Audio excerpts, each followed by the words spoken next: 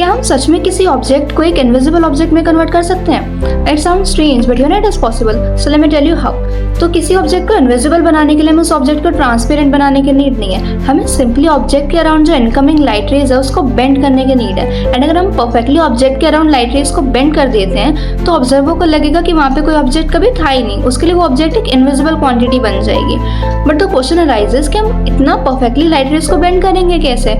For this you have to understand that why we see object और you can say how we see objects. हम objects को देखते कैसे हैं अपनी रियल लाइफ में। तो मान लो तुम्हारे सामने एक एप्पल रखा हुआ है एंड लाइट एप्पल पर पड़ती है। एप्पल उस लाइट को अलग अलग डायरेक्शन में रिफ्लेक्ट और स्कैटर करता है एंड उस रिफ्लेक्टेड लाइट का कुछ हिस्सा हमारी आंखों तक पहुंचता है और हमारा ब्रेन उस इंफॉर्मेशन से एप्पल की इमेज बना देता है। So basically we don't see object simply because it exist in front of us, we see it because the visible light rays carries information from the object to our eyes and our brain converts that information into what we perceive as an image. Okay, तो invisible बनाने का पहला idea क्या हो सकता है? तो सोचो हम किसी ऑब्जेक्ट को हटा नहीं रहे हैं, बल्कि हम उस ऑब्जेक्ट के अराउंड लाइट रेज को कुछ इस तरीके से भेज दे रहे हैं कि लाइट उस ऑब्जेक्ट को टच भी ना करे एंड लाइट का ओरिजिनल पाथ ज़्यादा डेविएट भी ना हो। तो ऑब्जर्वर को क्या दिखाई देगा?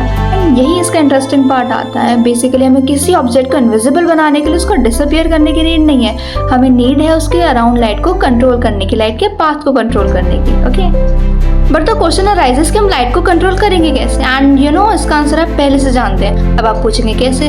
सो you all have studied about convex lenses, concave lenses and mirrors as well. तो कॉन्वेक्स लेंस क्या करता है? वो इनकमिंग लाइट रेज को एक पॉइंट पे कन्वर्ट कर देता है। सिमिलरली कॉनकेव लेंस क्या करता है? वो एक पॉइंट से जो लाइट आ रही है उसको इनफाइनाइट डायरेक्शंस में स्प्रेड करने का काम करता है। And similarly if you talk about mirrors, तो मिरर तो सिंपली लाइट को रिफ्लेक्ट करने का काम करता है। तो मिरर एंड लेंसेज से हमें एक कॉमन आइडिया मिलता है that light can be manipulated. Okay, अब तुम सोचोगे कि भाई हम तो सिंपल किसी बड़े लेंस या मिरर को रख के लाइट को डेविएट कर देंगे एंड ऑब्जेक्ट को इनविजिबल बना देंगे, और अगर तुम्हें इनविजिबल बनाने का मौका मिला तो तुम सबसे पहले अपने एग्जाम के इन्विजिलेटर को गायब करोगे, है ना? तो बट यार इतना ईजी नहीं होता, ये सारी चीज़ें इतनी सिंपल नहीं है। अगर ये सब कुछ इतना ईजी होता तो मेरी तरह जो फिजिक्स मेजर वाले लोग हैं वो अभी अपने सिलेबस को लेकर रोते नहीं रहते, ठीक है?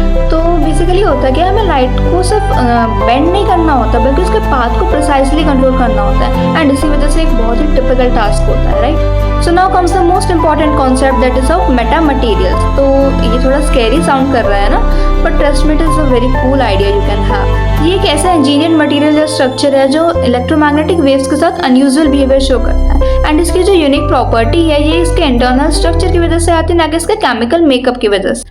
And this unique property allows them to manipulate heat, sound and light in ways nature cannot.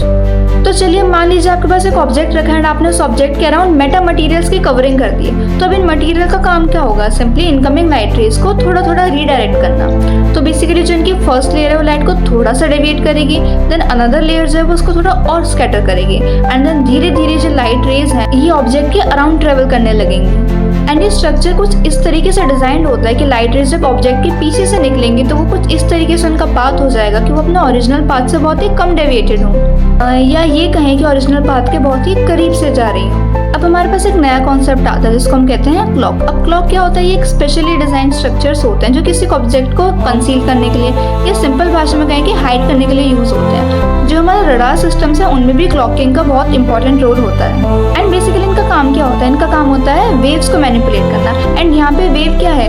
Light एक हमारी वेव है एंड जो हमारा मेटा मटीरियल्स है एंड जो हमारी क्लॉकिंग है ये सब एक साथ काम जब करती है तो हमारे ऑब्जेक्ट को इनविजिबल बना सकती है। बट जो करंट रिसर्च है वो ये कहती है कि ये टेक्नोलॉजी भी इतनी सक्सेसफुल नहीं है। दिस इज बिकॉज क्योंकि जो हमारी विजिबल लाइट्स हैं उनकी हर लाइट की अलग अलग वेवलेंथ होती है, अलग अलग फ्रीक्वेंसी होती है एंड हर डायरेक्शन से लाइट को अलग तरीके से डेविएट किया जा सकता है। तो अभी करंटली हम इस टेक्नोलॉजी को अडॉप्ट नहीं कर पाए हैं एंड आपका काम है कि आप इस टेक्नोलॉजी पे काम करें एंड जब रिजल्ट होगा आप उसको पब्लिश करें, है ना?